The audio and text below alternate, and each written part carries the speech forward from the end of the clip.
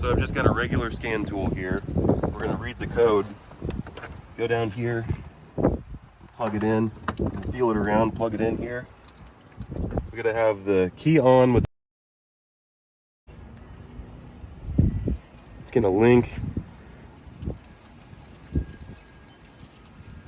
And we've got po456 EVAP system, very small leak detected.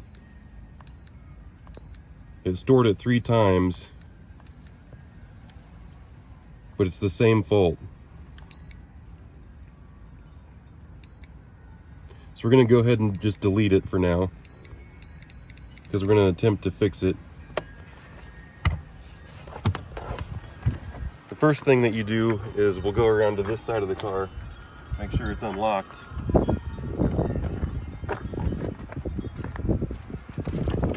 We're going to look at the fuel cap. We want to inspect this seal all the way around the fuel cap and make sure that it doesn't have any cracks in it. But we're just going to go ahead and replace it anyway. Even if we don't see cracks, it's a good idea to replace the fuel cap for that fault. So now we'll go back up into the hood.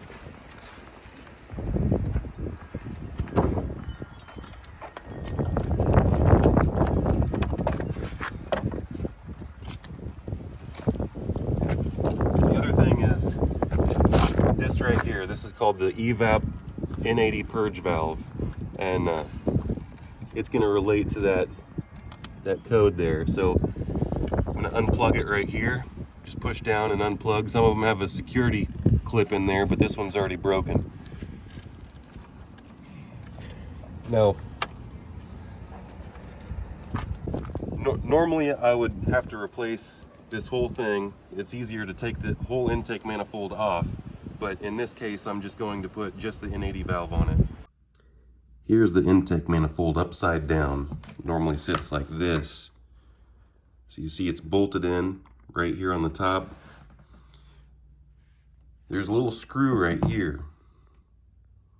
And then the hardest part is this fitting right here. If you're not going to take the intake manifold off altogether, this little fitting right here is going to be the hardest part. And a lot of times you can break it if you just push it. See that? It's broken. That's not really going to affect it, but it just matters that these 2 sides clip in. But if these 2 sides do not clip in, this intake manifold on this specific engine is under boost from the turbo. So these can come loose. The boost can actually push this fitting out if it's not clipped in with these side clips. It's hard for me to even get it loose. I'm going to be working with one hand underneath the intake manifold. But if I can't get it loose with one hand with the manifold off, you see I have to push it and then kind of wiggle it back and slide it off. And then this part right here just pulls off like this. And then you have to wiggle it out like that. And there you have it. This one has a little check valve type deal set up in it. Some of them do not. And then this is the actual electronic part. This is the N80 EVAP purge valve.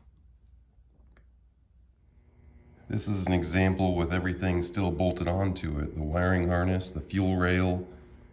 That's that high pressure fuel sensor right here. That connector right there.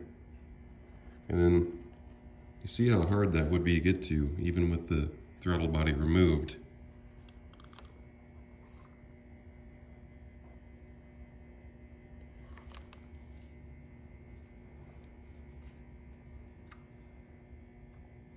This one does not have a screw holding it in place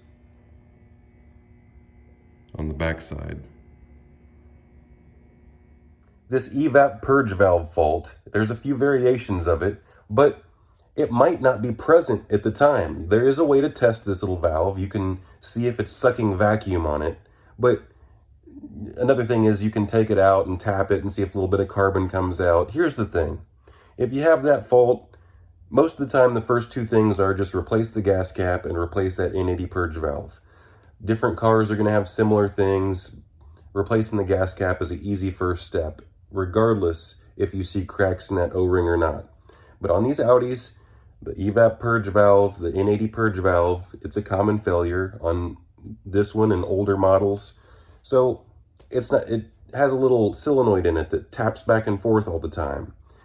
And regardless if you can feel vacuum pressure on it or if it holds pressure or not, then it doesn't matter because it could be sporadic. And I cut this special hose here so that I can do this.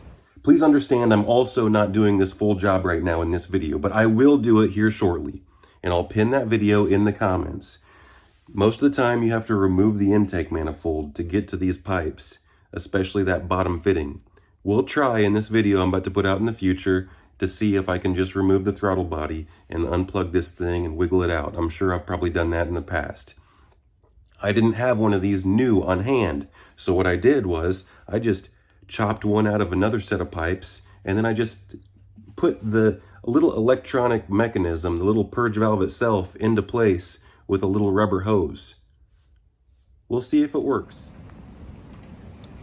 First, I'm gonna take this clip and move it back, and then pull this out. I'm gonna pull this out of the way. And I'm just going to chop this right here.